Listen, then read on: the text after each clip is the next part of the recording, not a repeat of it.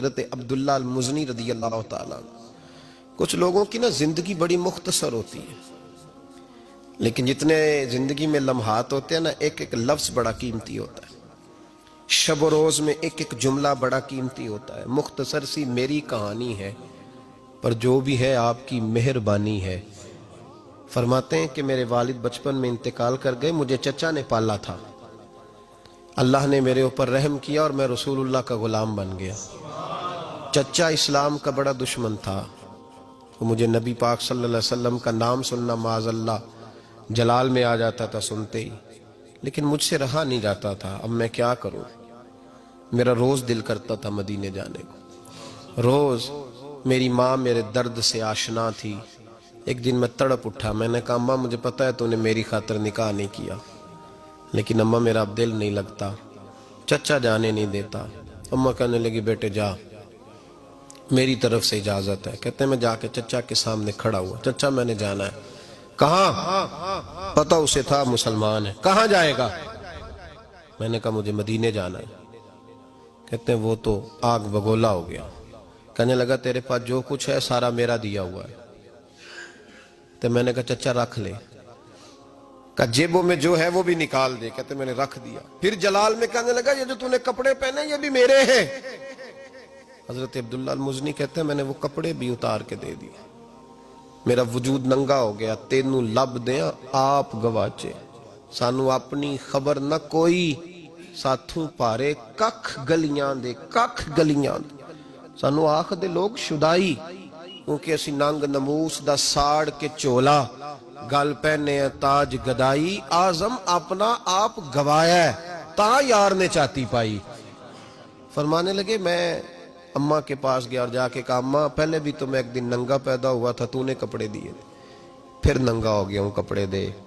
کہتے اماں نے 2 عورتوں والے لباس دیے، وہ پہن کے میں مدینے پہنچا۔ میں بڑی غربتوں میں آیا تھا، میں دیہاتی تھا، مجھے کچھ کرنا نہیں آتا تھا، پر مجھے یوں لگتا تھا کہ مدینے میں سب سے زیادہ عزت میری ہے، سب سے زیادہ۔ اللہ کے حبیب نے منع فرمایا کوئی اونچا اللہ اللہ نہ کرے، جب کوئی نماز پڑھ رہا ہو سو رہا ہو تو اس کے سامنے اونچا ذکر نہ کرو۔ کہتے میں ایک دن اونچا ذکر کر رہا تھا، اونچا میں ذکر کر رہا تھا، کیونکہ عشق لگا سی کھیڈاں کھیڈ دی نوں، تے مینوں کھیڈاں بھل گئیاں، میں کجل پایا سی یار دے ویکھنے نوں، پھر او دی یاد وچ روندے آئی ڈل گئیاں۔ حیدر شاہ اس گلی کدے نہ رول دی، پر ہن تے رول دی گئیاں۔ کہتے میں اونچا ذکر کر رہا تھا تو حضرت عمر فاروق رضی اللہ تعالیٰ عنہ نے ڈانٹ دیا، فرمایا تجھے نہیں پتا حضور نے منع کیا؟ تو عمر نے ڈانٹا تو میں چھپ کے بیٹھ گیا کونے میں۔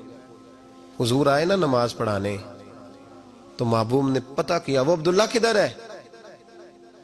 کہتے میں کونے میں تھا، حضور نے فرمایا کیا ہوا؟ تو میں رو پڑا، میری عزت بڑی تھی نا مدینے میں، کبھی کسی نے کچھ نہیں کہا تھا۔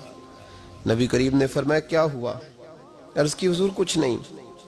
پھر بھی بتاؤ۔ کہتے میں رو پڑا، میں نے کہا یا رسول اللہ میری غلطی تھی تو سیدنا فاروق اعظم نے ڈانٹ دیا ہے۔ فرمایا ہوا کیا؟ یا رسول اللہ میں اونچا ذکر کر رہا تھا، اور بات بھی ٹھیک ہے، کچھ لوگ قریب نماز پڑھ رہے تھے، حضرت عمر نے منع کیا۔ نبی کریم علیہ السلام نے فرمایا بلاؤ نا ذرا عمر کو، خود قانون حضور نے بنایا ہے کہ اونچا ذکر نہ کرے جب کوئی نماز پڑھ رہا، بلاؤ نا عمر کو۔ جناب عمر آئے تو حضور نے فرمایا عمر میرے عبداللہ کو کوئی نہ ڈانٹے، کسی ان پڑھ سے، کسی دیہاتی سے، کسی بھولے سے انداز دیکھے حضور کا، اسے کوئی نہ ڈانٹے۔ تو پھر حضور نے فرمایا تمہیں پتہ ہے یہ میرے لیے کتنی تکلیفیں برداشت کر کے آیا؟ صحابہ فرماتے ہیں یہ خوش نصیب ہے جس کی روح بھی محبوب کے ہاتھوں میں نکلی۔ اور جب جنازہ اٹھا تو حضور کی داڑھی سے ہم نے آنسوؤں کے قطرے ٹپکتے دیکھے۔ مدینے میں رواج تھا کہ قبر میں قریبی عزیز اتارا کرتے تھے، پر ان کا تو مدینے میں رشتہ دار ہی کوئی نہیں تھا۔